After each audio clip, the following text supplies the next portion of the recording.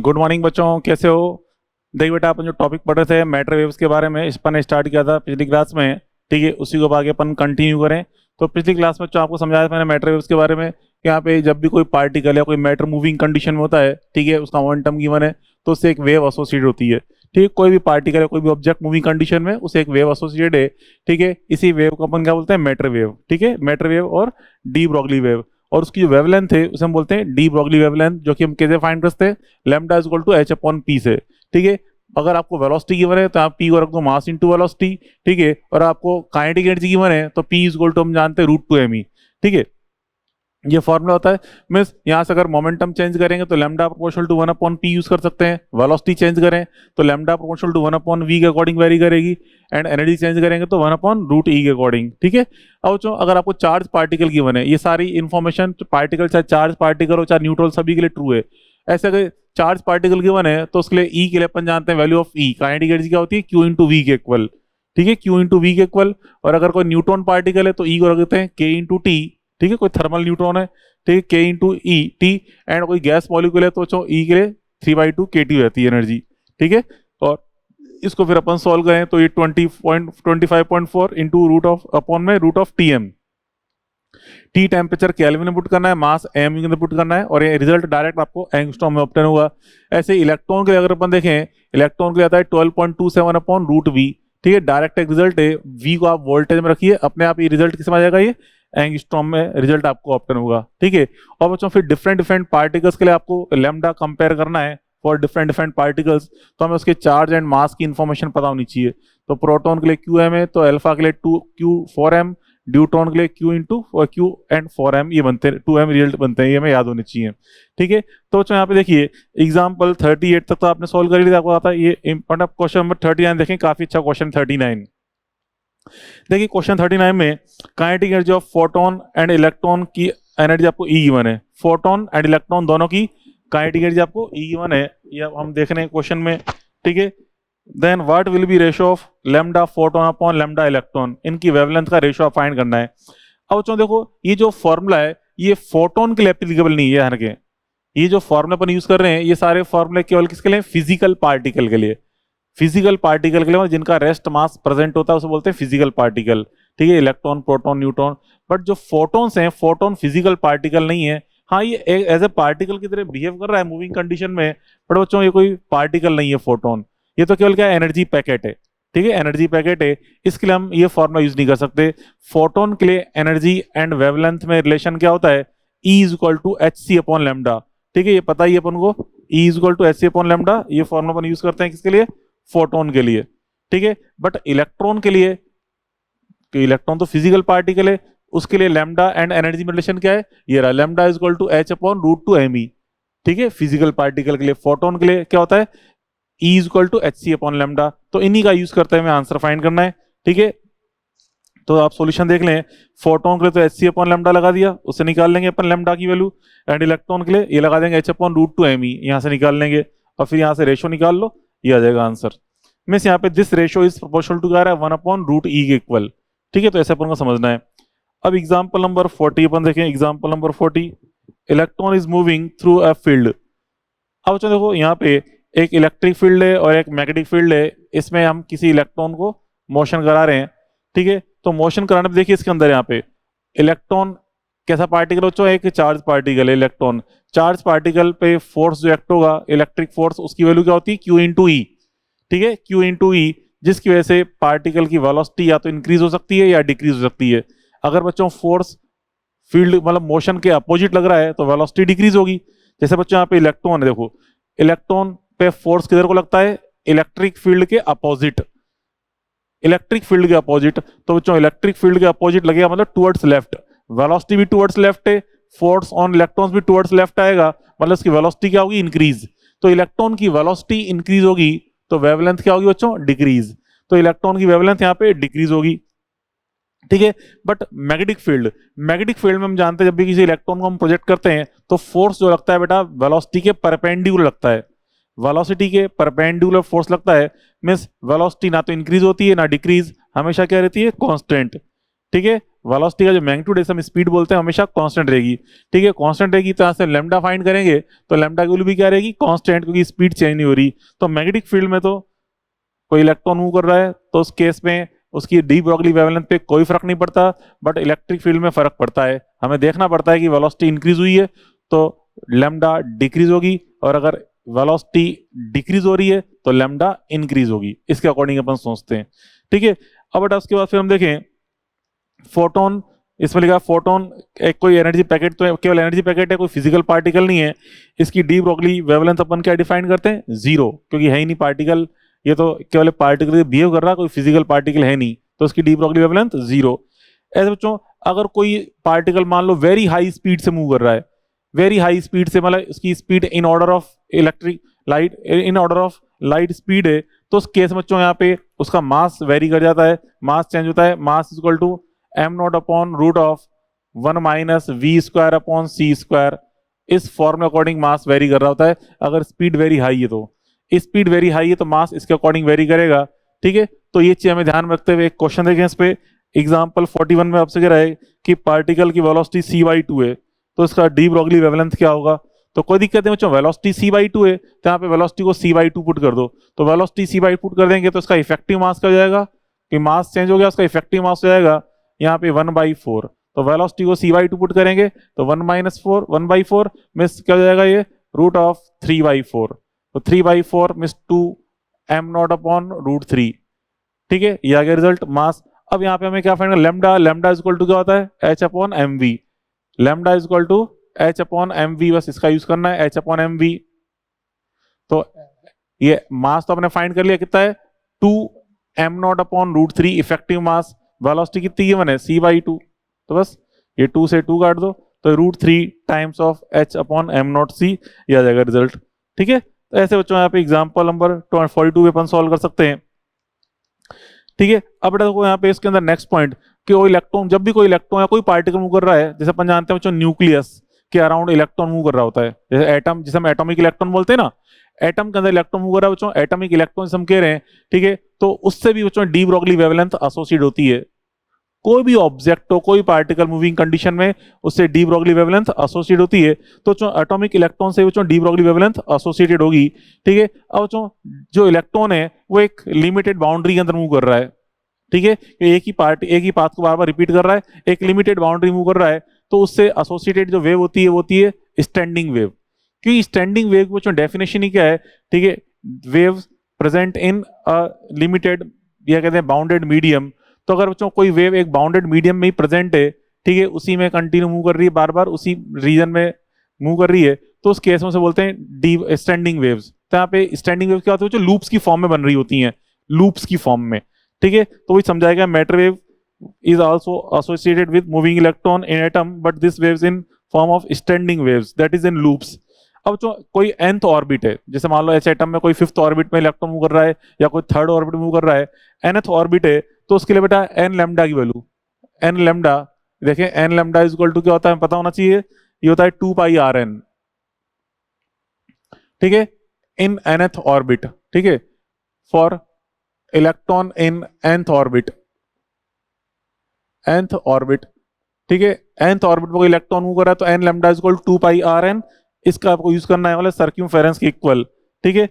अब यहाँ पे देखिए n, अब यहाँ पे देखिए इसके अंदर बच्चों, यहाँ पे ध्यान रखें, जब भी n लूप्स आपको गिवन है तो n इज इक्वल टू क्या जाएगा, ठीक है, for capital n loops, n loops, तो यहाँ पे small n is equal to क्या जाएगा, n/2, ये आपको सोचना है, ठीक है। ये n इज इक्वल टू क्या होता है, n/2। जैसे आप इस डायग्राम में देखिए, इस डायग्राम में कितने लूप दिख रहे हैं, 8 लूप, ठीक है। इन डायग्राम में 8 लूप्स हैं, ठीक है। In figure n is equal to 8 loops आपको गिवन है, ठीक है। तो this implies small n is equal to क्या जाएगा, 4th ऑर्बिट हो जाएगा, 4th ऑर्बिट, ठीक है। यहाँ पे n is equal to 4th orbit हो गया है, ठीक है। तो 4th ऑर्बिट के लिए यहाँ लगा देंगे अपन 4 लैम्डा इज इक्वल टू, यहाँ से क्या जाएगा बेटा, ये 4 lambda is equal to apply करेंगे 2 पाई आर एन, इससे अपन अप्लाई कर सकते हैं, ठीक है। ये आ जाएगा रिजल्ट। तो बस इतना सा हमें ध्यान रखना था, ठीक है। जैसे एग्जाम्पल नंबर 43 को देखिए, इसमें आपको 3 लूप दिख रहे हैं, इसमें 3 लूप्स आपको दिख रहे हैं एग्जाम्पल 43 में, ठीक है। एग्जाम्पल 43 हम देखें n इज इक्वल टू कितने हैं, 6 लूप है, सॉरी 6 लूप है, 6 लूप, तो यहाँ पे इसके लिए n इज इक्वल टू क्या जाएगा, n is equal to 6/2 that is third orbit, third orbit है। अब आपसे यहाँ पूछा है इसके अंदर what will be velocity and angular momentum. अब वेलोसिटी एंड एंगुलर मोमेंटम तो पढ़ चुके हैं पहले अपन किसमें, बोर थ्योरी के अंदर। तो यहाँ पे j इज इक्वल टू क्या होता है, NH/2 पाई, NH/2 पाई, तो n के रख देंगे 3 h/2 पाई, ये तो आ जाएगा एंगुलर मोमेंटम। और v इज इक्वल टू क्या होता है बेटा, v is equal to n square z by n, अपन 2.2 इंटू 10⁶ मीटर पर second into Z by N. ठीक है, ये अप्लाई कर लेंगे। एच एटम की इंफॉर्मेशन गिवन है, तो यहाँ पे जेड को 1 रख दो, एन यहाँ पे 3 अपन ने फाइंड कर ही लिया है, तो जेड तो यहाँ रख देंगे 1 क्योंकि एच एटम है बच्चों, और एन इज इक्वल टू रख देंगे 3। तो सॉल्व करने पे वेलोसिटी आपको ऑप्टिमम जाएगी।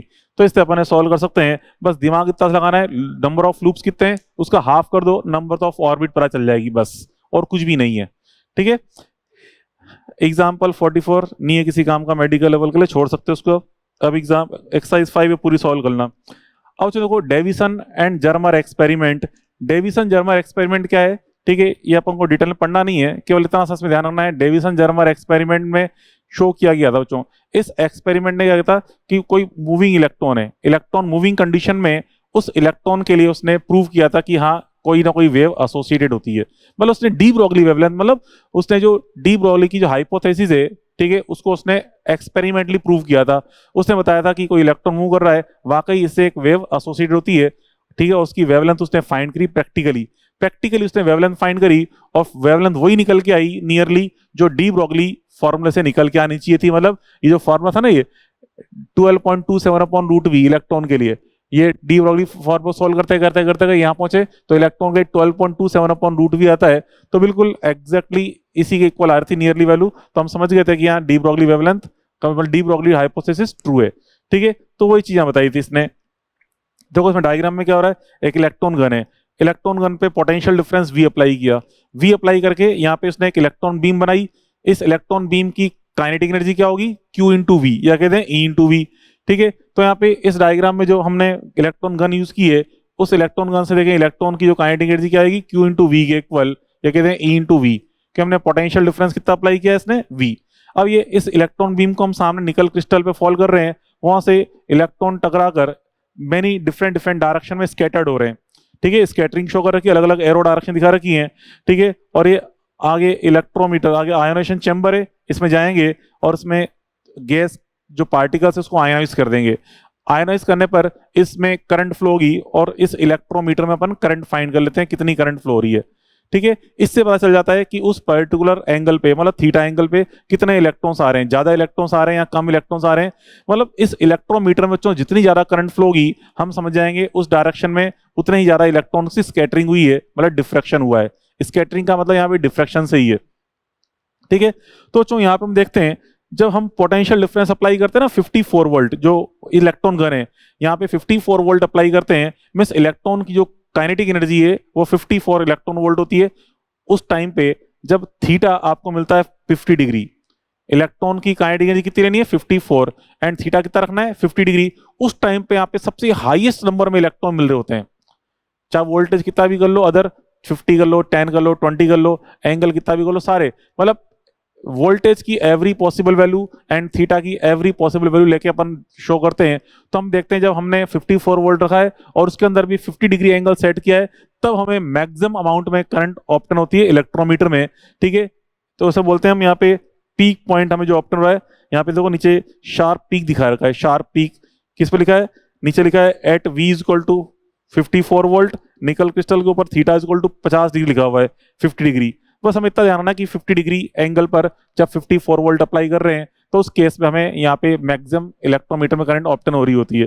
ठीक है, अब यहाँ पे इसमें ये इलेक्ट्रॉन बीम, इसके पास में को डायग्राम देखो, इलेक्ट्रॉन बीम आई थीटा एंगल से स्कैटर होकर आगे आयोनाइजेशन चैम्बर में जा रही है, तो यहाँ पे डेल इज इक्वल टू कितना है डी साइन थीटा। अब ज्यादा दिमाग लगाना नहीं कि डेल क्या है, डी क्या है, डी क्या है, डी साइन थीटा। यहाँ बस में तो थोड़े फॉर्मूला आपको याद रखना है बस। यहाँ पे यहाँ जो ब्रैग इक्वेशन का यूज करते हैं इसके अंदर, ठीक है, इलेक्ट्रॉन की स्कैटरिंग को या डिफ्रैक्शन को रिप्रेजेंट करने के लिए हम यहाँ पे ब्रैग इक्वेशन यूज करते हैं, जिसका फॉर्मूला क्या होता है, n lambda is equal to, देखिए होता है n lambda is equal to d sine theta, capital d sine theta is equal to 2d sine five, 2d sine five, ये फॉर्मूला आपको यूज करना है। ठीक है, क्वेश्चन बिल्कुल सिंपल सा आएगा डायरेक्ट। ठीक है, यहां बच्चों इसके अंदर देखिए डी तो क्या है, कैपिटल डी क्या है, इंटर एटॉमिक स्पेस लिखा है यहाँ पे, इंटर एटॉमिक डिस्टेंस है निकल के लिए जो कि होती है 2.15, या जो भी पार्टिकल है वो क्वेश्चन में गिवन होगी। एंड स्मॉल डी क्या है, लेटिस कांस्टेंट।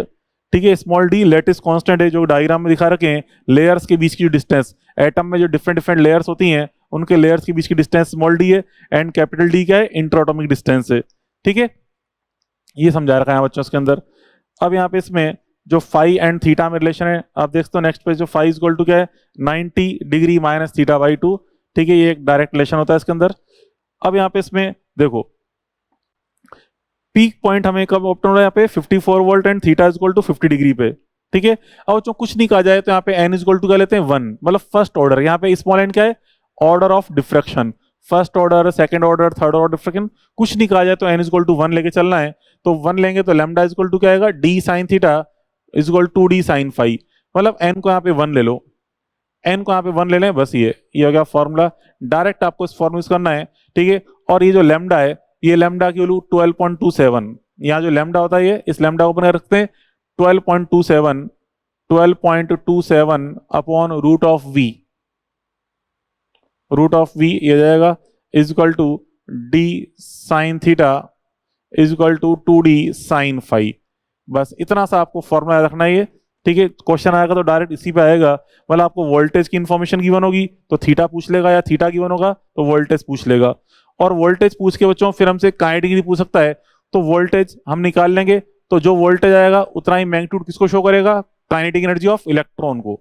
ठीक है, तो इसी पे चलो एक दो क्वेश्चन अपन देख लें। इसमें दे रखा है जो यहाँ पे एग्जाम्पल 45 देखिए, आपसे कह रहा है if on a crystal electron beam kinetic energy is 64 electron volt, मतलब काइनेटिक एनर्जी की माने 64 इलेक्ट्रॉन वोल्ट, तो वोल्टेज कितना आ जाएगा 64 वोल्ट, तो यहाँ पे वोल्टेज आ जाएगा 64 वोल्ट। ठीक है, वोल्टेज 64 वोल्ट। ठीक है, अब पूछ रहे आपसे यहाँ पे theta is equal to 30 degree पे आपको पीक पॉइंट मिल रहा है, मीन थीटा आपको गिवन है 30 डिग्री, थीटा गिवन है 30 डिग्री। फिर क्या find out inter atomic distance D, capital D find करना है, तो यहाँ पे वी को रख देंगे 64। ठीक है, थीटा हमें यहाँ पे 30 गिवन है, ये रख देंगे, कैपिटल डी कैलकुलेट कर लेंगे, बस ये आंसर आ जाएगा इससे। ठीक है, तो इस तरह अपन ये सॉल्व कर सकते हैं। अब इसमें एक दो पॉइंट है कि यहाँ पे इफ देखो इसमें 2.3 हाइजेनबर्ग अनसर्टेनिटी प्रिंसिपल है, उसके ऊपर एक पॉइंट लिखा रखा है if lambda is greater than d, या कहते हैं lambda is greater than 2d then solution of Bragg equation can not possible. क्यों बच्चों, इस कंडीशन में sine theta more than 1 obtain हो रहा होता है, जो कि इम्पॉसिबल है। हम जानते हैं कभी साइन की वैल्यू कभी 1 से बड़ी हो ही नहीं सकती। ठीक है, तो ये कंडीशन में ब्रेग इक्वेशन का सॉल्यूशन पॉसिबल नहीं होता। तो बच्चों इतना सा आपको बस ध्यान रखना था, यहाँ पे ये वैल्यू इस पे बेस्ड न्यूमेरिकल कैसे आएगा, आपको वोल्टेज दे रखा होगा या काइनेटिक एनर्जी दे रखी होगी, तो यहाँ से जो kinetic energy of electron given है उतना ही मैग्नीट्यूड में वोल्टेज बनता है, और सॉल्व करके अपन कैपिटल डी फाइंड कर लेंगे। ठीक है, थीटा यहाँ पे क्या शो कर रहा है, पीक पॉइंट किस वोल्टेज पे ऑप्टन, किस एंगल पे ऑप्टन हुआ है, वो थीटा यहाँ पे क्या, इस थीटा मतलब एंगल ऑफ स्कैटरिंग कह सकते हो, या एंगल ऑफ डिफ्रैक्शन यहाँ पे थीटा है। ठीक है, अब जो हाइजेनबर्ग अनसर्टेनिटी प्रिंसिपल, ये तो खैर आप केमिस्ट्री के अंदर पढ़ते हो, हाइजेनबर्ग अनसर्टेनिटी प्रिंसिपल। ठीक है, यहाँ मतलब मतलब जो कोई पार्टिकल, मूविंग पार्टिकल, उसकी पोजीशन एंड मोमेंटम का हम एक साथ एग्जैक्ट वे में कैलकुलेशन नहीं कर सकते। ठीक है, तो मतलब डिटरमाइन नहीं कर सकते दोनों को एक साथ, वही चीज यहाँ बता रही है अनसर्टेनिटी प्रिंसिपल में से। यहाँ पे अगर डेल्टा एक्स उसकी पोजीशन में अनसर्टेनिटी है एंड डेल्टा पी उसकी मोमेंटम में अनसर्टेनिटी है, तो उनका जो प्रोडक्ट होता है delta x dot delta p x greater than equal to h cut by 2, जहां बच्चों एच कट की वैल्यू क्या है, h upon 2 pi means 1.05 into 10⁻34 joule into second. ठीक है, ये एनर्जी के लिए भी एप्लीकेबल है। सेम यही बच्चों angular momentum and angular displacement के लिए भी ऐसे फॉर्मूला होता है। अब देखिए यहाँ पे एक नोट लिखा है, for exact value of uncertainty we use delta x dot delta p x equal to h cut means h upon 2 pi. देखिए क्या मीनिंग है इस क्वेश्चन का, ये छोटा सा एक थोड़ा सा कंफ्यूजिंग वर्ड है। ठीक है, ये फॉर्मूला थोड़ा कंफ्यूजिंग फॉर्मूला है। ठीक है, कि कई बार तो बच्चों क्या होता है delta x dot delta p x को हम यहाँ पे एच कट के इक्वल करके सॉल्व करते हैं, कई बार एच कट अपॉन 2 के इक्वल करके सॉल्व करते हैं, मतलब एच अपॉन 2 पाई करते हैं कई बार, तो कई बार एच अपॉन 4 पाई। तो करेक्ट आंसर किससे आएगा, एच अपॉन 2 पाई से करेक्ट आता है या एच अपॉन 4 पाई से।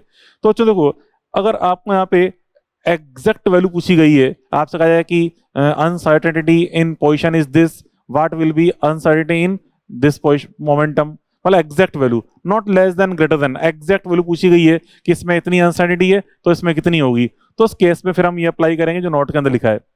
बट अगर option greater than less than की फॉर्म में कुछ ऐसे गिवन है आपको, ठीक है, मतलब uncertainty in this quantity is greater then this value, मतलब ग्रेटर देन की फॉर्म में कोई ऑप्शन गिवन है, तो फिर हमें यहाँ पे क्या अप्लाई करना है, जो नॉर्मल फॉर्मूला है ना, delta x dot delta p x is greater than equal to h cut by 2, तब हमें इसे निकालना है, मतलब एच अपॉन 4 पाई की हेल्प लेनी है।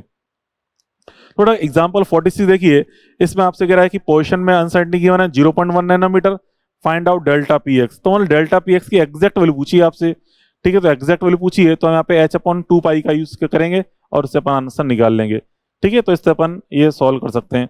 क्लियर, बात पहले पढ़ी, ये कुछ प्रॉपर्टीज है, पढ़ लेना मैटर वेव से रिलेटेड। तो यहाँ तक अपन ने मैटर वेव कंप्लीट कर लिया।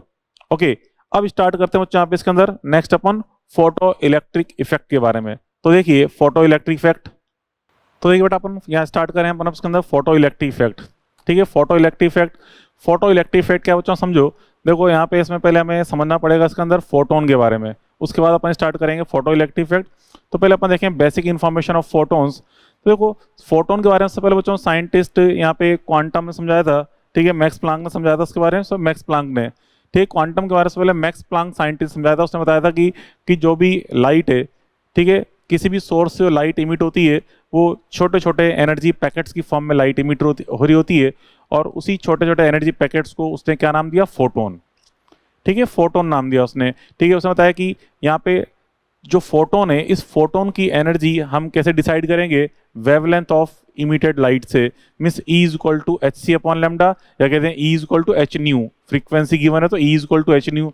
मीन्स देखो इससे कोई सोर्स है, समझ लो बात को, यहाँ पे कोई सोर्स बोला, कोई बल्ब कुछ भी हो सकता है, जैसे मान लो कोई सोर्स है, ये कोई सोर्स है, इस सोर्स से जहाँ पे ये लाइट इमिट होगी, मीन्स ये जो लाइट इमिट हो रही है, ठीक है, यहाँ पे फोटोन्स की फॉर्म में लाइट इमिट होती है, फोटोन्स की फॉर्म में, ठीक है, फोटोन्स की फॉर्म में यहाँ पे लाइट इमिट होती है फोटोन्स की फॉर्म में, ठीक है, ये एनर्जी जो है फोटोन्स की फॉर्म में इमिट हो रही है, ठीक है, एंड एवरी फोटोन की एनर्जी क्या बेटा, E P h equal to h C upon lambda. और यहाँ पे टोटल अगर एन फोटोन्स इमिट हुए हैं, टोटल एन फोटोन्स, ठीक है, अगर यहाँ से बच्चों टोटल एन फोटोन्स अगर इमिट हो रहे हैं, फोटोन्स इमिटेड, तो यहाँ से एनर्जी और टोटल क्या जाएगी, E total is equal to total emitted energy, ठीक है, टोटल इमिटेड एनर्जी क्या हो जाएगी, N times of E photon, N times of E photon, या कहते हैं एन इंटू एच सी अपॉन लेमडा, ठीक है, ऐसे अपन डिफाइन कर सकते हैं। या अगर अपन को फ्रीक्वेंसी की इंफॉर्मेशन गिवन है तो E is equal to h nu use कर सकते हैं, ठीक है, total energy means number of photons की फॉर्म में प्रेजेंट होती है, ये चीज बताई थी इसने प्लांक ने। Means energy is a quantize quantity, और उसका क्वांटा कौन हो जाएगा बच्चों, फोटोन, मतलब ईपीएच, ठीक है, quanta of energy is EPH, ऐसा अपन समझ सकते हैं। अब बच्चों देखो यहाँ पे प्रॉपर इस फोटोन की कुछ बेसिक प्रॉपर्टीज अपन देखें। फर्स्ट स्पीड, स्पीड क्या होती है बच्चों, वैक्यूम में इसकी स्पीड होती है 3 × 10⁸ मीटर पर सेकंड की इक्वल होती है, ठीक है, आई बस में। और सेकंड बच्चों मास, इसका जो रेस्ट मास है वो जीरो होता है, क्योंकि फिजिकल पार्टिकल तो है ही नहीं, इसका रेस्ट मास क्या बच्चों, जीरो है, रेस्ट मास अगर इसका जीरो है, rest mass equal to zero, ठीक है। और इसका जो इफेक्टिव मास अपन यूज करते हैं, इफेक्टिव मास, ठीक है, इसका इफेक्टिव मास अगर अपन यूज करें, ये होता है आइंस्टीन एनर्जी फॉर्मूले से E इज इक्वल टू क्या था, एम सी स्क्वायर, आइंस्टीन जो energy relation, energy mass relation दिया था E is equal to m c square, तो एम इज इक्वल टू होता है E अपॉन सी स्क्वायर। तो E अपॉन सी स्क्वायर से अपन देख लेंगे, यहाँ पुट करेंगे E की वैल्यू एच सी अपॉन लेमडा, तो E is equal to h C upon lambda रखें, तो यहाँ पे ये वैल्यू बन जाएगी H अपॉन सी लेमडा, H अपॉन सी लेमडा, ये इसका इफेक्टिव मास हो गया, ठीक है। इफेक्टिव मास तो यहाँ हम देख रहे हैं, effective mass is proportional to क्या, 1 अपॉन लेमडा है, mass is proportional to 1 upon lambda. और आप जानते हो डिफरेंट कलर के लिए लेमडा डिफरेंट होता है, ठीक है, वॉयलेट कलर के लिए लेमडा मिनिमम एंड रेड के लिए मैक्सिमम होता है, तो उससे अपन मास के बारे में सोच सकते हैं, ठीक है। तो यहाँ पे देखिए लेमडा, वॉयलेट कलर का लेमडा सबसे मिनिमम होता है, तो वॉयलेट कलर के लिए मास सबसे ग्रेटर होगा, इफेक्टिव मास। ठीक है, मोमेंटम, मोमेंटम आपको समझाया था बच्चों, P equal to h upon lambda. कैसे निकाल सकते हैं, मास इंटू वेलोसिटी करके, मास m वेलोसिटी c। तो यहाँ पे c को रख देंगे अपन इस तरह से h अपॉन सी लेमडा, यहाँ पे c की वैल्यू m की वैल्यू देते हैं, m इंटू सी है, m इंटू सी, इस m की वैल्यू पुट कर दी अपन ने यहाँ पे h अपॉन सी लेमडा इंटू सी, तो c से c कट जाएगा, कितना आ गया बेटा h अपॉन लेमडा। तो मोमेंटम इक्वल टू कितना है, h अपॉन लेमडा की इक्वल। ठीक है, तो जो यहाँ पे फोटोन जो है ये न्यूट्रल होता है, इस पर कभी चार्ज पॉसिबल नहीं, क्योंकि चार्ज केवल उसी पार्टिकल पे आ सकता है जिसका कुछ ना कुछ मास हो, कुछ ना कुछ रियल मास हो, रेस्ट मास हो। ठीक है, फोटोन का तो रेस्ट मास 0 है, इसलिए इस पे चार्ज पॉसिबल ही नहीं है, फिजिकली न्यूट्रल होता है ये। अब जो इस पे कुछ एग्जाम्पल अपन देखें, छोटे छोटे एग्जाम्पल, बेसिक क्वेश्चंस हैं, ये हम पता होने चाहिए। जैसे कि देखो एग्जाम्पल 47 में क्या कह रहा है आपसे, find number of photons in 6.64 joule of radiation energy of frequency 10/12। मतलब नंबर ऑफ फोटोन्स पूछे हैं आपसे, तो हम क्या लगा देंगे, ये E total equal to N into H C upon lambda, या कहते हैं एच न्यू की इन्फॉर्मेशन गिवन है, ये अप्लाई कर दो। E total equal to N into E photon रख देंगे एच न्यू, क्योंकि हमें फ्रीक्वेंसी की इन्फॉर्मेशन गिवन है। ठीक है, तो यहाँ से हम फाइंड कर लेंगे एन की वैल्यू, तो यहाँ से एन निकल जाएगा। तो यहाँ पे टोटल एनर्जी आपको गिवन है, एच हम जानते हैं 6.6 इंटू 10^34 एंड न्यू गिवन है 10/12 हर्ट्ज, तो सॉल्व करने पे 10/22 आ गया। मैं इस क्वेश्चन में आपको फ्रीक्वेंसी गिवन है, ठीक है, एंड यहाँ पे टोटल एनर्जी गिवन है, तो नंबर ऑफ इमीडिएट फोटोन्स अपन निकाल सकते हैं इससे। ऐसे 48 में आपसे कह रहा है calculate energy and momentum of photon wavelength. अब जो वेवलेंथ गिवन है आपको, एक तो एनर्जी पूछ रहा है, तो एनर्जी इक्वल टू क्या होता है, एच सी अपॉन लेमडा। तो एच सी अपॉन लेमडा से अपन क्या फाइंड कर लेंगे, एनर्जी। ठीक है, एच सी अपॉन लेमडा की हेल्प से एनर्जी आ जाएगी। ठीक है, और मोमेंटम जानते हैं P equal to h upon lambda होता है, तो लेमडा की वैल्यू रख देंगे तो उससे मोमेंटम भी आ जाएगा। मीन्स कोई लाइट मूव कर रही है, उसकी वेवलेंथ आपको गिवन है, तो उसमें जो फोटोन्स मूव कर रहे हैं उन फोटोन्स की एनर्जी इससे निकाल लेंगे एच सी अपॉन लेमडा की हेल्प से, और मोमेंटम निकाल लेंगे एच अपॉन लेमडा की हेल्प से। ठीक है, ये बिल्कुल बेसिक क्वेश्चंस हैं, हम क्योंकि बेसिक प्रॉपर्टी ऑफ फोटोन पढ़ रहे हैं। एग्जाम्पल 49 आपसे कह रहा है find out maximum and minimum energy of photons for visible light. तो जो आपको विजिबल लाइट के बारे में पता होना चाहिए, जो लैम्डा ऑफ विजिबल लाइट है, लैम्डा ऑफ लाइट, ठीक है, ये वैल्यू जो नियरली होती है 4000 एंगस्ट्रॉम से, ये होती है नियरली 8000 एंगस्ट्रॉम। वैसे तो अपन लगभग एग्जैक्ट वैल्यू पुट करते हैं 3800 एंगस्ट्रॉम टू 7800 एंगस्ट्रॉम यूज करते हैं, 7800 एंगस्ट्रॉम। बट अगर नियरली इक्वल की बात करें, नियरली इक्वल टू, तो अपन नियरली इक्वल टू कह सकते हैं 4000 एंगस्ट्रॉम से 8000 एंगस्ट्रॉम है। ठीक है, अब यहाँ पे ई इक्वल टू देखिए अपने फोटोन के लिए क्या लगाया फॉर्मूला, ध्यान दो जरा में बेटा, ई फोटोन इक्वल टू, समझना, ई फोटोन इक्वल टू क्या होता है, एच सी अपॉन लेमडा। यहाँ पे लेमडा को आप मीटर में रखोगे, एच की वैल्यू पुट करोगे एसआई फॉर्म में, सी को रखेंगे 3 × 10⁸, तो यहाँ पे एनर्जी किस में आएगी, जूल की फॉर्म में, ये आपको जूल की फॉर्म में ऑप्टेन होगी। बट अगर यहाँ पे हम डायरेक्ट 1/2 का 4 करें, जो आपको मैंने पहले भी समझाया था बोर थ्योरी के अंदर, यहाँ हम 1/2 का 4 भी कर सकते हैं, तो 12400 अपॉन लेमडा। और जो लेमडा को आप यहाँ पे एंगस्ट्रॉम में रखोगे, तो डायरेक्ट आंसर किस में आएगा, ये इलेक्ट्रॉन वोल्ट की फॉर्म में, इलेक्ट्रॉन वोल्ट की फॉर्म में आंसर आएगा। ठीक है, तो कई बार ऑप्शंस आपको इलेक्ट्रॉन वोल्ट की फॉर्म में गिवन होते हैं, तो करना कुछ भी नहीं है, यहाँ पे 1/2 का 4 करेंगे। ठीक है, तो यहाँ पे देखिए वही ई मैक्स। अब बच्चों ई अगर मैक्सिमम फाइंड कर रहे हैं तो लेमडा हमें मिनिमम रखना पड़ेगा। मिनिमम लेमडा कौन सा, ये वाला, ये किसका होता है बच्चों मिनिमम लेमडा, ये होता है वॉयलेट कलर के लिए। ठीक है, वॉयलेट कलर के लिए, और ये मैक्सिमम वेवलेंथ किसकी होती है, रेड कलर के लिए। ठीक है, तो यहाँ पे हम इस जगह वॉयलेट मतलब 4000 रखेंगे, तो फोटोन एनर्जी हमें मैक्सिमम मिलेगी। तो मैक्सिमम एनर्जी फोटोन किसकी होती है बेटा, वॉयलेट कलर के लिए, एंड मिनिमम किसके लिए होती है, रेड कलर के लिए, तो आ जाएगा ये। तो 3.1 इलेक्ट्रॉन वोल्ट से कितना आ रहा है, 1.55 इलेक्ट्रॉन वोल्ट। तो ये भी एक इंपॉर्टेंट डाटा है। तो ये लैम्डा ऑफ लाइट, ये तो यहाँ से अपन ने ई फोटोन देख लिया। यहाँ से बच्चों अगर अपन ई फोटोन निकालेंगे लाइट के लिए, तो ई फोटोन की वैल्यू कितनी आई, 1.55 electron volt to 3.1 electron volt. ठीक है, 3.1 इलेक्ट्रॉन वोल्ट फॉर लाइट। तो विजिबल लाइट की अपन बात करें, तो विजिबल लाइट के लिए बेटा ये फोटोन की एनर्जी इस रेंज में लाई करती है, क्यों, क्योंकि वेवलेंथ इस रेंज में लाई कर रही है, तो एनर्जी लगभग इस रेंज में लाई करती है। तो एक डाटा फैक्ट है, ये हमें याद भी रखना है, कई जगह थोड़ी काम आती है चीजें। ठीक है, अब इंटेंसिटी ऑफ लाइट, अब इंटेंसिटी ऑफ लाइट के बारे में समझें, तो यहाँ पे देखिए इसमें इंटेंसिटी क्या होती है, डेफिनेशन। जैसे अपन जानते हो बच्चों, यहाँ से कोई बल्ब है, ये बल्ब से लगातार फोटॉन्स इमिट हो रहे हैं, ठीक है, फोटॉन्स इमिट हो रहे हैं, तो मीन्स यहाँ से एनर्जी इमिट हो रही है, ठीक है, एनर्जी यहाँ से इमिट हो रही है। अब जो इस बल्ब का एरिया मान लो ए है, ये एरिया ए है, एरिया ए, इसका एरिया मान लो ए है, तो जो यूनिट सरफेस एरिया को यहाँ से कैपिटल ए एरिया से टी टाइम में कितनी एनर्जी इमिट हुई, एन इंटू ई, तो यहाँ ई टोटल। देखो यहाँ पे देखें फ्रॉम ए, ठीक है, from area A and time T, ठीक है, and in time T emitted energy कितनी है, emitted energy is equal to, emitted energy equal to क्या है, ई टोटल, ठीक है। अब देखें बच्चों from unit area in unit time, अगर अपन फाइंड करें unit area in unit time, तो इमिटेड एनर्जी क्या हो जाएगी, इमिटेड एनर्जी तो यहाँ पे हो जाएगी E total upon area into time, ठीक है। यहाँ से हमने एरिया और टाइम का डिवाइड कर दिया, तो unit area from unit area in unit time जितनी एनर्जी इमिट हुई है क्या है, E total upon A T. इसी वैल्यू को अपन बोलते हैं इंटेंसिटी, इमिटेड इंटेंसिटी, इसको हम आई से रिप्रेजेंट करते हैं, आई, ठीक है।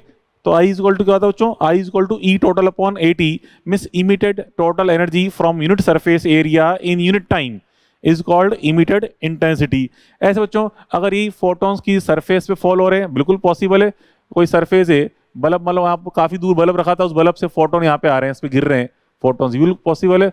तो हमसे पूछा जाए what will B incident intensity, incident intensity इसके लिए हम कर लेंगे एरिया ए, ठीक है, तो A upon T, E total upon A into T, means total incident energy on unit surface area in unit time is called incident energy, in, ठीक है, इंटेंसिटी, इंसिडेंट इंटेंसिटी। तो यहाँ पे क्या हो जाएगा, I is equal to E total upon A T, तो I हो गया I is equal to E total upon A T.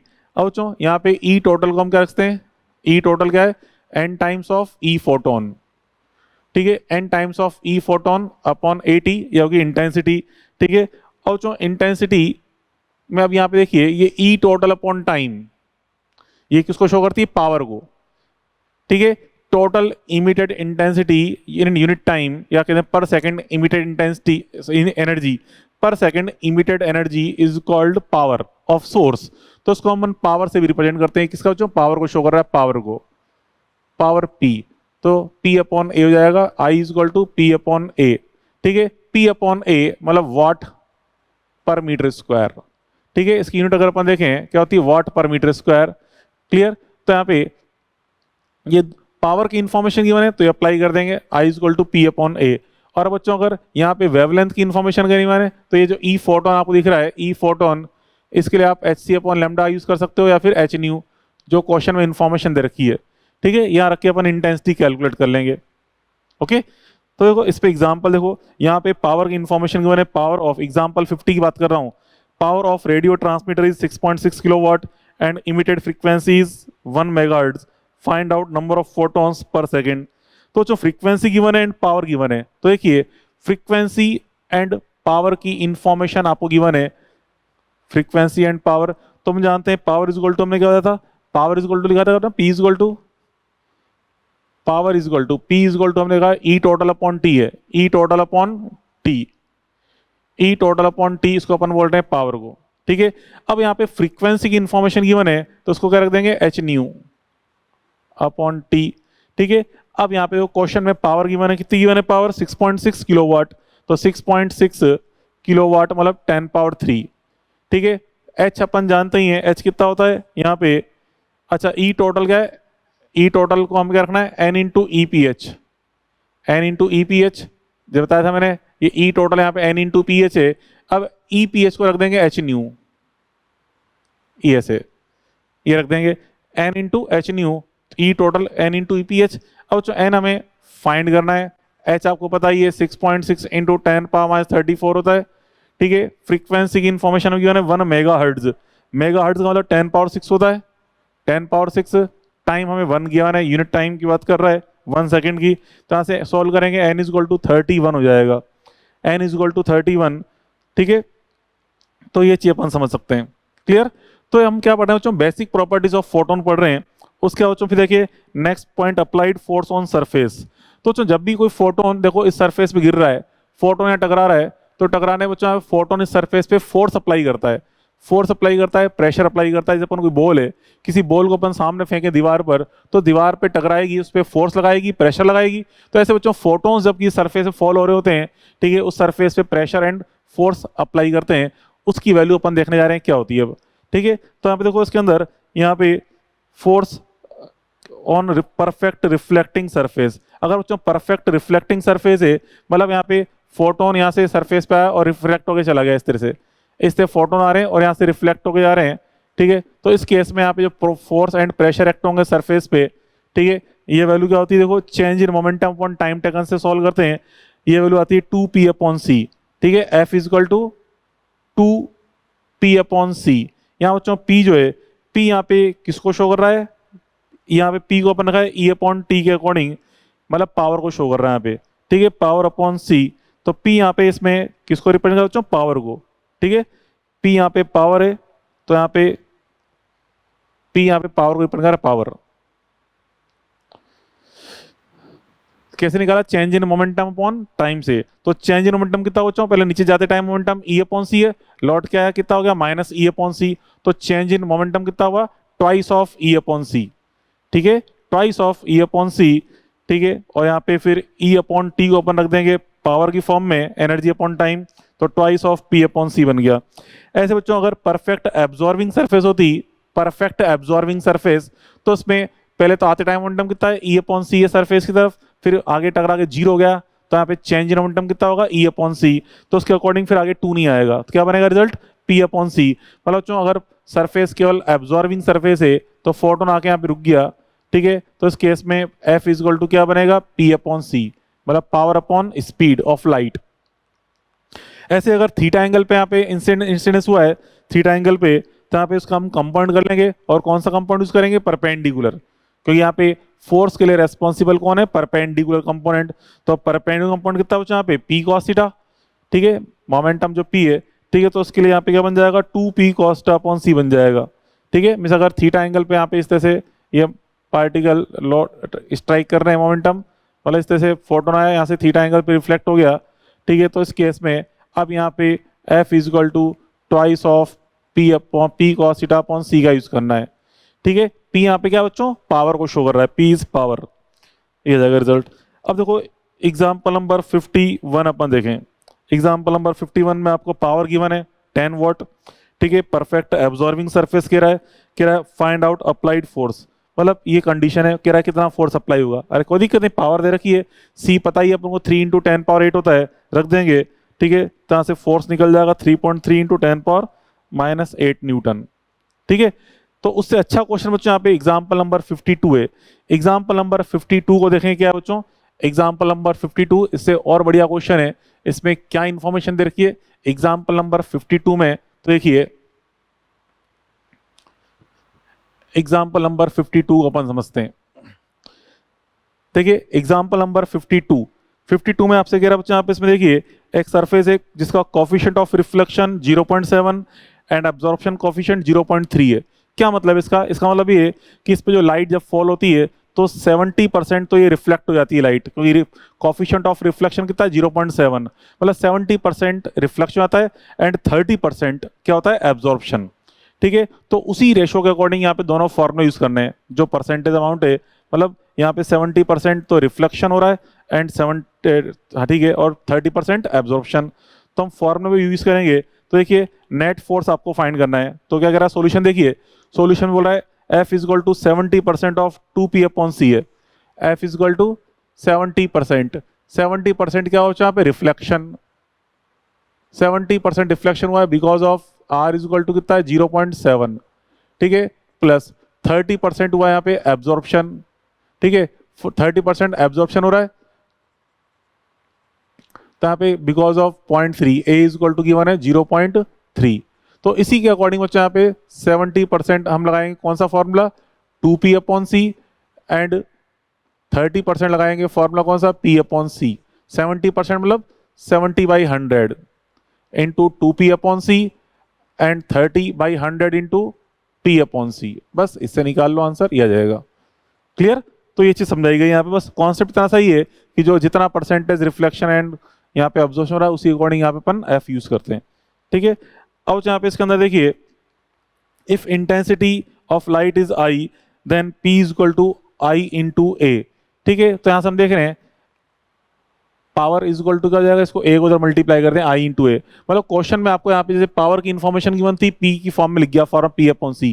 Question में कई बार आपको पावर की इन्फॉर्मेशन गिवन नहीं होती, इंटेंसिटी की इन्फॉर्मेशन गिवन होती है एंड एरिया की इन्फॉर्मेशन गिवन होती है, तो कोई दिक्कत नहीं, इसको मल्टीप्लाई कर देंगे तो पी इज इक्वल टू क्या जाएगा, आई इंटू ए। तो ये जो फॉर्म लिख रहे हैं इसमें P is equal to I into A का यूज कर सकते हैं। ठीक है, अब चलो देखो परफेक्ट एब्जॉर्बिंग सरफेस है, तो इसमें यहाँ पे क्यूब, स्फेयर, कॉन जैसे सरफेस हैं, तो इस पर अगर लाइट फॉल हो रही है तो हमें यहाँ पे जो लाइट के रास्ते में जो क्रॉस सेक्शन एरिया आ रहा है, लाइट के रास्ते में जो परपेंडिकुलर क्रॉस सेक्शन एरिया है उसी का यूज करना है यहाँ पे एरिया की फॉर्म में। ठीक है, तो देखो यहाँ पे फर्स्ट डायग्राम में क्यूब में हमें देखें शेड पोर्शन दिखा रखा है, यही क्या बनेगा, इसका परपेंडिकुलर क्रॉस सेक्शन एरिया वाला यहाँ पे क्यूब है ये। ठीक है, ये क्यूब है बच्चों, यहाँ पे इसमें यहाँ पे जब इसमें लाइट फॉल करेंगे तो लाइट फॉल करने पे यूं मान लो बच्चों यहाँ तो इसकी एक वॉल है, ये एक वॉल है। ठीक है, वॉल पे जो शेडो बनेगी, इसकी शेडो बनेगी, शेडो कैसी बनेगी, इस तरह से ये शेडो का एरिया आपको लेना है, शेडो। ठीक है, जो शेडो बन रही है इस शेडो का एरिया आपको यूज करना है। ठीक है, शेडो कैसा बनेगा बच्चों, स्क्वायर फॉर्म में। हाँ, अगर बच्चों यहाँ पे ये क्यूब ना होके, मतलब ये वाला एरिया लेना है, अगर मान लो ये क्यूब ना होके कोई कॉनिकल बॉडी गिवन होती या कोई स्फेरिकल बॉडी गिवन है, से स्फेरिकल बॉडी गिवन है, तो स्फेरिकल बॉडी गिवन है तो यहाँ पे इसकी वॉल पे शेडो कैसी आएगी बेटा, सर्किल की फॉर्म बनेगी शेडो। ठीक है, सर्किल। ठीक है, और अगर बच्चों यहाँ पे ये कॉनिकल फॉर्म है, ये बॉडी अगर कॉनिकल फॉर्म में रखी है इस तरह से, ये कॉनिकल फॉर्म में बॉडी है, ठीक है, तो यहाँ पे इसकी शेडो तो भी क्या बनेगी, सर्किल, इस तरह से अगर लाइट फॉल हो रही है तो। और अगर ये कॉनिकल बॉडी कुछ ऐसे रखी होती है, इस तरह से, इस तरह रखी हुई है, तो अब यहाँ पे शेडो जो बनेगी एक ट्राइंगल की फॉर्म बनेगी, शेडो ट्राइंगल, तो हमें फिर ट्राइंगल का एरिया लेना पड़ेगा। ठीक है, तो यहाँ पे हमें क्या लेना है, परपेंडिकुलर क्रॉस सेक्शन एरिया। वो क्या समझेंगे, यहाँ पे सामने एक वॉल ले लो और यहाँ पे इसमें टॉर्च से अपन लाइट अप्लाई करें, देखेंगे शेडो कैसी बन रही है, तो वो वही शेडो का एरिया आपको यूज करना है। जैसे यहाँ पे स्क्वायर, यहाँ पे सर्किल, यहाँ पे ट्राइंगल। ठीक है, तो वही चीज आप समझाएगी, ये परपेंडिकुलर क्रॉस सेक्शन एरिया। तो क्यूब के केस में एरिया क्या हो जाएगा, एल स्क्वायर, स्फेयर के केस में पाई आर स्क्वायर, कोई सर्किल का एरिया लेना पाई आर स्क्वायर, एंड क्यूब के केस में पाई आर स्क्वायर। ठीक है, एंड बच्चों परफेक्ट अगर रिफ्लेक्टिंग सरफेस होती है तो रिफ्लेक्टिंग सरफेस में यहाँ पे हम 2 से मल्टीप्लाई करते हैं। बट बच्चों यहाँ पे स्फेयर वाला जो रिजल्ट है, एग्जाम्पल 53 के जस्ट ऊपर देखिए, in figure second F is equal to I pi R square upon C, यहाँ पे 2 से मल्टीप्लाई नहीं हो रहा। क्यों नहीं मल्टीप्लाई हो रहा, क्योंकि एक्चुअल में यहाँ पे स्फेरिकल बॉडी होती है, यहाँ पे जो लाइट फॉल होगी, देखिए यहाँ पे लाइट फॉल हो रही है, यहाँ से एग्जैक्ट ऐसे रिफ्लेक्ट होगी, यहाँ से लाइट फॉल हो रही है कुछ ऐसे रिफ्लेक्ट होगी, यहाँ से लाइट फॉल हो रही है कुछ ऐसे रिफ्लेक्ट होगी। ठीक है, ऐसे यहाँ पे जो लाइट फॉल होगी इस जगह बिल्कुल सीधी निकल जाएगी। तो बेटा यहाँ पे देखो, यहाँ पे इसको अपन देखें और इसको देखें, यहाँ पे इस केस में तो कितना हो रहा है, मैक्सिमम रिफ्लेक्शन हो रहा है, और यहाँ पे रिफ्लेक्शन हो ही ना, जीरो निकल रही टच करके। तो अगर अपन इसका और इसका एवरेज ले लें तो इस पे तो फोर्स मैक्सिमम लगेगा और इसकी वजह से फोर्स लगेगा ही नहीं। ठीक है, इसकी वजह से फोर्स तो क्या लगेगा, मैक्सिमम 2p अपॉन सी के अकॉर्डिंग। ठीक है, 2p अपॉन सी के अकॉर्डिंग, और इसके लिए फोर्स कितना होगा, 0। इसके लिए फोर्स कितना आएगा बेटा, 0। तो इसका एवरेज अगर अपन ले लें, एफ एवरेज, एवरेज अगर अपन ले लेंगे तो 0 प्लस 2p अपॉन सी से कितना बनेगा, बाई 2 से कितना बनेगा, p अपॉन सी। तो यहाँ पे 2 का मल्टीप्लाई नहीं आता इसके अंदर, ये हमेशा ध्यान रखें। ठीक है, स्फेरिकल के केस में 2 का यूज अपन क्यों नहीं कर रहे, क्योंकि एवरेज फोर्स निकालते हैं तो 2 से मल्टीप्लाई नहीं होता इसमें। ओके, तो यही इंपॉर्टेंट है इसके अंदर। फिर एग्जाम्पल 53 में देखो, शेडो के अकॉर्डिंग हमें एरिया लेना है, तो फर्स्ट वाले केस में तो हाफ सर्किल बनेगा शेडो। ठीक है, तो pi R square by 2। Second case में जो ट्राइंगल है, इसमें जो क्यूब है इसमें ट्राइंगल एरिया बनेगा, तो यहाँ पे ट्राइंगल एरिया लेंगे, बेस इंटू हाइट से आर इंटू एच करके ये निकाल लेंगे। ठीक है, अब बच्चों एग्जाम्पल नंबर 54 को देखिए। एग्जाम्पल नंबर 54 में यहाँ बच्चों एक पेंडुलम है, देखिए एग्जाम्पल 54 में एक पेंडुलम दिखा रखा है, इस पे अपन लाइट फॉल कर रहे हैं। लाइट फॉल करेंगे तो जो पेंडुलम है इस पे फोर्स लगेगा कितना, P अपॉन सी, क्योंकि यहाँ पे सरफेस बताई गई है perfect absorbing surface, perfect absorbing surface है, तो उस पर प्रेशर कितना लगेगा, P अपॉन सी के इक्वल। ठीक है, P अपॉन सी, क्योंकि परफेक्ट एब्जॉर्बिंग होती है, P अपॉन सी लगता है फोर्स। ठीक है, तो P अपॉन सी अपन ने शो कर दिया इन डायरेक्शन ऑफ लाइट। ठीक है, स्ट्रिंग गिवन है तो टेंशन फोर्स T भी लग गया, मतलब इस तरह का डायग्राम बच्चों यहाँ पे, इस तरह से यहाँ पे देखिए इस बॉडी पे इस तरफ लग रहा है P अपॉन सी, क्योंकि लाइट इस तरफ आ रही है तो P अपॉन सी है, इसमें टेंशन फोर्स T लग गया इस तरह से। अब यहाँ पे इसमें देखिए डायग्राम के अकॉर्डिंग अपन एंगल चेक करें, mg फोर्स का लगता है नीचे की तरफ, ठीक है। यहाँ पे ये एंगल एंगल हमें ये थीटा दिखा रखा है, ये एंगल थीटा है, ठीक है। ये एंगल बच्चों थीटा दिखा रखा है, एंगल थीटा, तो यहाँ से ये वाला एंगल थीटा बनेगा, ये एंगल। तो टी की अगर अपन कंपोनेंट करें, इधर आएगा कंपोनेंट टी कॉस थीटा, इधर आएगा टी साइन थीटा।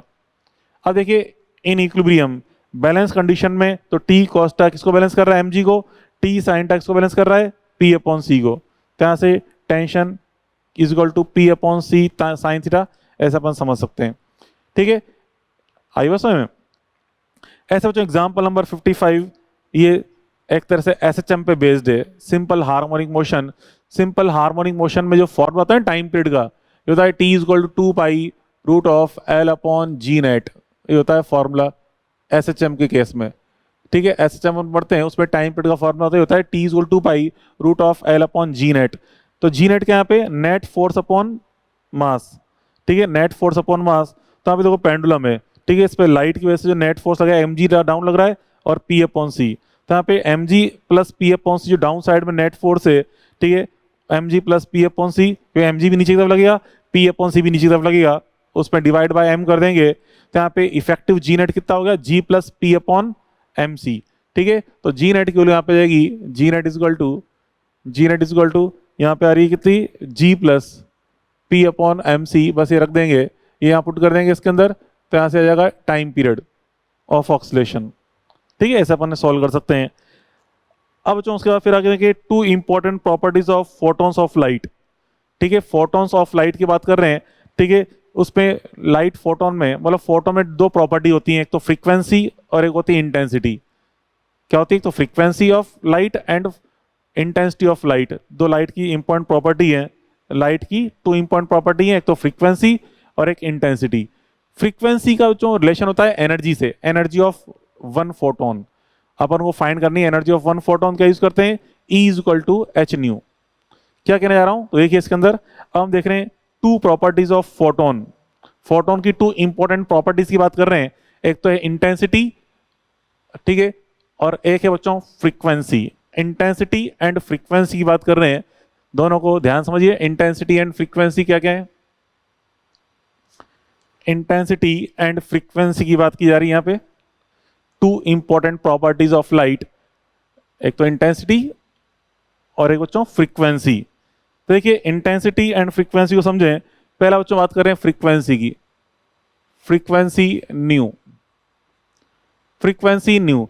अब बच्चों कोई भी लाइट है, इसकी फ्रीक्वेंसी को अगर आप इंक्रीज करोगे, फ्रीक्वेंसी को इंक्रीज करें या वेवलेंथ को अगर अपन डिक्रीज करें, ठीक है, इफ फ्रीक्वेंसी इंक्रीज या कहते हैं और लैम्डा डिक्रीज, एक ही बात है, फ्रीक्वेंसी को इंक्रीज करें या फिर लैम्डा को अगर अपन डिक्रीज कर रहे हैं, तो उस केस में energy of photon, energy of photon क्या होगी बच्चों, इंक्रीज, एनर्जी ऑफ फोटोन यहाँ पे इंक्रीज होगी, ठीक है, but number of photons remain unchanged रहेंगे, ठीक है, but n photons, number of photons n is equal to unchanged. मतलब बच्चों यहाँ पे इस तरह से ही समझो, क्या कह रहा हूं मैं यहाँ पे, इस तरह से बच्चों एक बल्ब है, ये एक बल्ब है, ठीक है, यहाँ से फोटोन्स इमिट हो रहे हैं, यहाँ फोटोन्स इमिट हो रहे हैं, ठीक है। आपने क्या किया यहाँ पे फ्रीक्वेंसी, ठीक है, फ्रीक्वेंसी एंड फ्रीक्वेंसी न्यू है एंड इंटेंसिटी यहाँ पे इसके अंदर आई है। अब आपने यहाँ पे फ्रीक्वेंसी को अगर आपने इंक्रीज किया, फ्रीक्वेंसी को इंक्रीज करेंगे तो एवरी फोटोन कितने निकलोगे, यहाँ पे 5 फोटोन दिखा रहे हैं, 1 2 3 4 5 6, टोटल 6 फोटोन दिख रहे हैं यहाँ पे, ठीक है। अगर आपने फ्रीक्वेंसी को डबल कर दिया, तो डबल कर देंगे तो यहाँ पे फोटोन निकलेंगे अभी भी 6 ही, बट एवरी फोटोन की एनर्जी इंक्रीज हो जाएगी, ठीक है। तो मान लो यहाँ पे ई फोटोन, जो एवरी फोटोन है इसकी एनर्जी मान लो यहाँ पे बेटा ये एनर्जी है 2 इलेक्ट्रॉन वोल्ट है, ये भी फोटोन एनर्जी कितनी है 2 इलेक्ट्रॉन वोल्ट है, ठीक है। और यहाँ पे हम देख रहे हैं टोटल मान लो यहाँ पे ये 6 फोटोन निकल रहे हैं, n is equal to 6 photons, n is equal to 6 photons emit हो रहे हैं। अब आपने यहाँ पे फ्रीक्वेंसी को अगर डबल कर दिया, फ्रीक्वेंसी को इंक्रीज करके डबल कर दिया, तो निकलेंगे अभी भी 6 photons he, but every photon की एनर्जी यहाँ पे डबल हो जाएगी, इसकी भी 4 इलेक्ट्रॉन वोल्ट हो जाएगी, इसकी भी 4 इलेक्ट्रॉन वोल्ट, इसकी भी 4, सभी की 4 इलेक्ट्रॉन वोल्ट एनर्जी जाएगी, ठीक है, ये मतलब है इसका।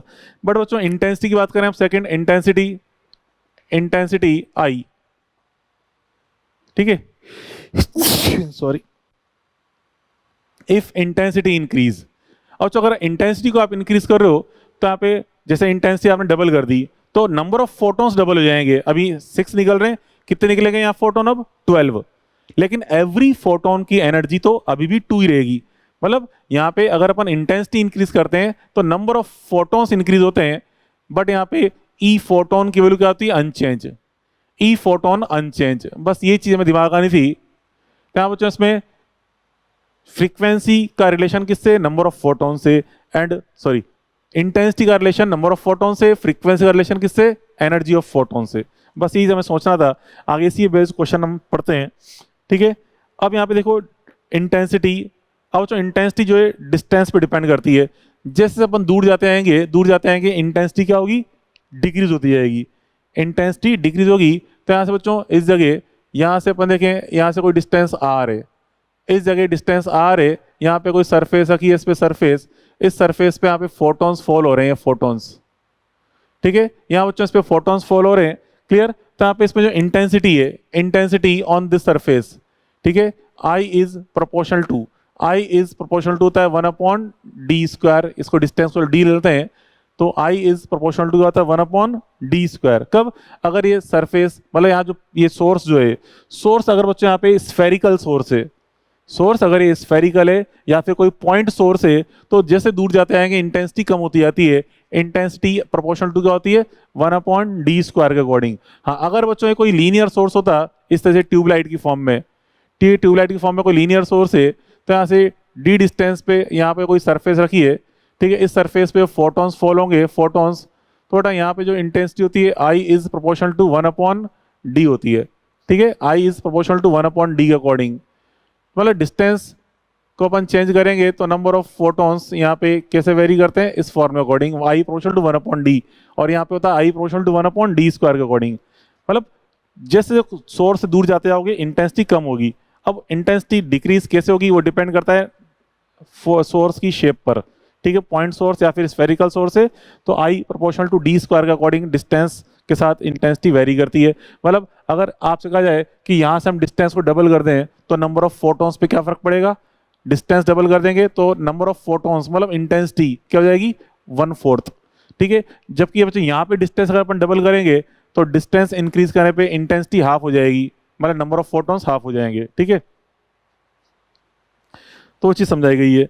अब बच्चों देखो वर्क फंक्शन, अब यहाँ से अपन मेन स्टार्ट करते हैं फोटो इलेक्ट्रिक इफेक्ट में। वर्क फंक्शन जो प्रॉपर्टी है क्या होती है बच्चों, वर्क फंक्शन थोड़ी देर पहले आपको समझाया था मैंने, जो उसमें अपन ने पढ़ा था, जैसे लास्ट क्लास में अपन देखा था उसके अंदर वर्क फंक्शन के बाद थोड़ा सा किसमें, जो एटॉमिक स्ट्रक्चर के अंदर कि जो कोई सरफेस है, वर्क फंक्शन होता क्या बच्चों, कोई सरफेस है उससे हम उसके अंदर हम जानते हैं इलेक्ट्रॉन्स इसके अंदर मूविंग कंडीशन में होते हैं, ठीक है। कोई भी मेटल सरफेस है, मेटल सरफेस में अंदर इलेक्ट्रॉन्स मूविंग कंडीशन में और कुछ इलेक्ट्रॉन्स अंदर बाउंडेड कंडीशन में भी होते हैं, न्यूक्लियस के साथ एटम में बाउंडेड कंडीशन में भी होते हैं, ठीक है। अब यहाँ से हम इस पे लाइट फॉल करें तो वहां से इलेक्ट्रॉन को सरफेस से बाहर निकालना है।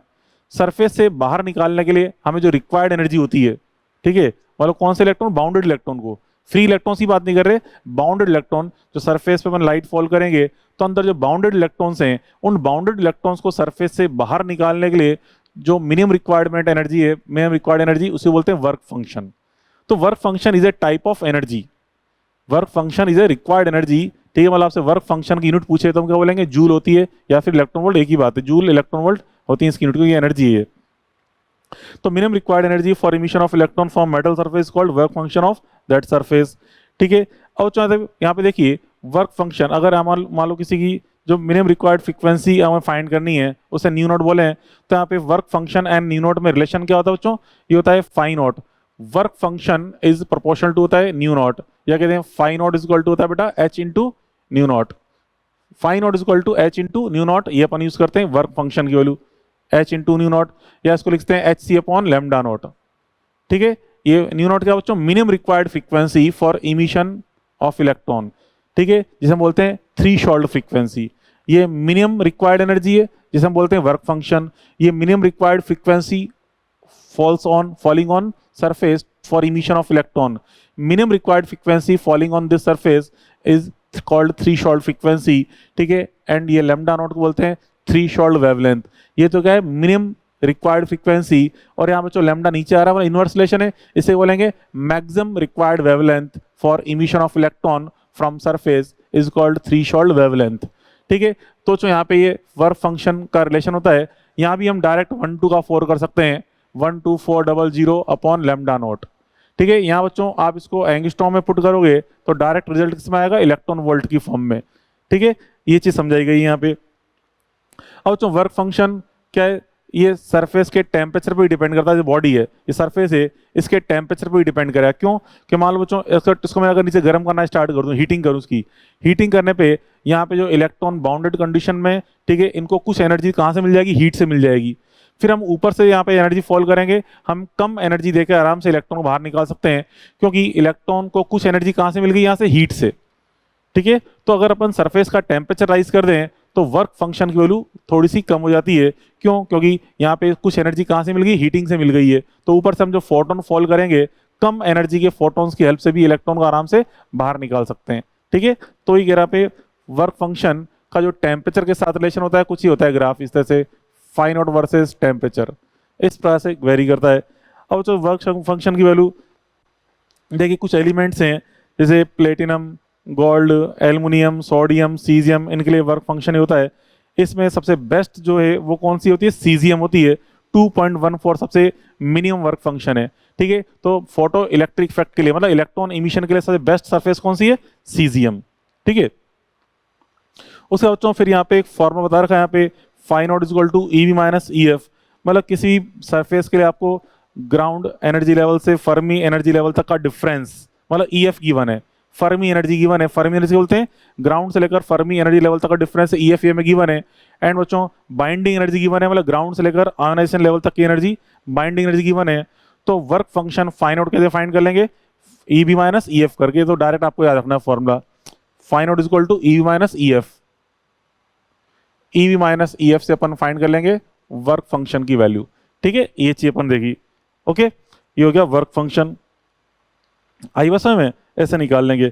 ऐसे बच्चों एग्जांपल नंबर 56 देखिए, इसके अंदर for a metal surface binding energy is 20.5 electron volt, work function 2.3, what will B it's Fermi energy. तो ऐसे इस फॉर्मूले से निकालो डायरेक्ट, ये कोई दिक्कत नहीं है इसमें। ठीक है, ऐसे अपन उसको सॉल्व कर सकते हैं।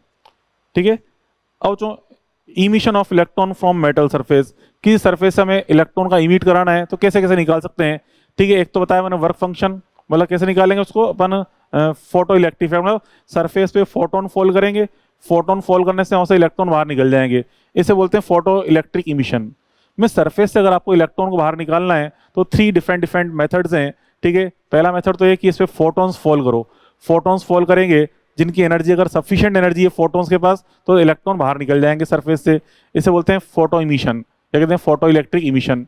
ठीक है, एक बच्चों होता है बच्चों थर्मो आयनिक, यहाँ पे थर्मो आयनिक इमिशन के लिए थर्मल इमिशन, थर्मो आयनिक इमिशन में होता है, इसको अगर अपन गर्म करें, सरफेस की हीटिंग करें, बहुत ज़्यादा गर्म कर दें, कितनी ज़्यादा गर्म कर देंगे यहाँ पे, इसमें जो हीट एनर्जी है उस हीट एनर्जी की वजह से इलेक्ट्रॉन सरफेस से बाहर निकलने लग गए ड्यू टू हीट एनर्जी, उसे बोलते हैं थर्मो आयनिक इमिशन। ठीक है, और एक होता है फील्ड इमिशन। फील्ड इमिशन मतलब बच्चों ये सरफेस है, सरफेस, इस पर हमने इलेक्ट्रिक फील्ड अप्लाई किया, इलेक्ट्रिक फील्ड अप्लाई करेंगे, मान लो डाउनवर्ड साइड में इलेक्ट्रिक फील्ड अप्लाई कर रहे हैं, तो इलेक्ट्रिक फील्ड यहाँ पे अंदर इलेक्ट्रॉन्स पे अप्लाई हो रहा है, तो इलेक्ट्रॉन पे फोर्स का लगे अपर डायरेक्शन में, इलेक्ट्रॉन नेगेटिव पार्टिकल है, इस पे फोर्स इलेक्ट्रिक फील्ड के अपोजिट लगेगा इस डायरेक्शन में। तो यहाँ पे फील्ड अपने डाउन लगा रहे हैं, इलेक्ट्रॉन फोर्स लगा इधर, तो फील्ड की स्ट्रेंथ अपने इतनी ज़्यादा स्ट्रॉन्ग कर दी है कि इलेक्ट्रॉन फोर्स बहुत ज़्यादा स्ट्रॉन्ग हो गया है। तो यहाँ से इलेक्ट्रॉन इतना फोर्स हाई हो गया इलेक्ट्रॉन पे कि सरफेस से निकल के बाहर आ गया। तो उस केस में भी यहाँ से इलेक्ट्रॉन सरफेस से इमिट हो सकता है, उसे हम क्या बोलेंगे, फील्ड इमिशन, मतलब emission of electron due to electric force applied by electric field. ठीक है, इसे बोलते हैं फील्ड इमिशन। तो चलो यहाँ पे अपन स्टार्ट करते हैं फोटो इलेक्ट्रिक इफेक्ट के बारे में। फोटो इलेक्ट्रिक इफेक्ट क्या होता है, ठीक है, तो चलो ये चीज अपन ने पढ़ी, इसके बारे में देखो अभी तक तो अपन ने यहाँ पे केवल फोटॉन्स की बेसिक इन्फॉर्मेशन पढ़ी थी अपन ने, फोटॉन्स की बेसिक इन्फॉर्मेशन क्या होती है वो चीज अपन ने देखी। ठीक है, अब यहाँ पे हम देखते हैं फोटो इलेक्ट्रिक इफेक्ट क्या है बच्चों, फोटो इलेक्ट्रिक इफेक्ट। ठीक है, चलो इसको आज के लिए था वो थे, कल अपन पढ़ते हैं फोटो इलेक्ट्रिक इफेक्ट के बारे में डिटेल में, समझाई दिया क्या है, सरफेस से फोटोन फॉल करेंगे, उनके पास सफिशिएंट एनर्जी होनी चाहिए, तो उससे इलेक्ट्रॉन सरफेस से इमिट हो जाएंगे, उसी कॉन्सेप्ट को बोलते हैं फोटो इलेक्ट्रिक इफेक्ट। ठीक है, तो चलो खैर आज के लिए तब होते, कल मिलते हैं, ओके गुड बाय।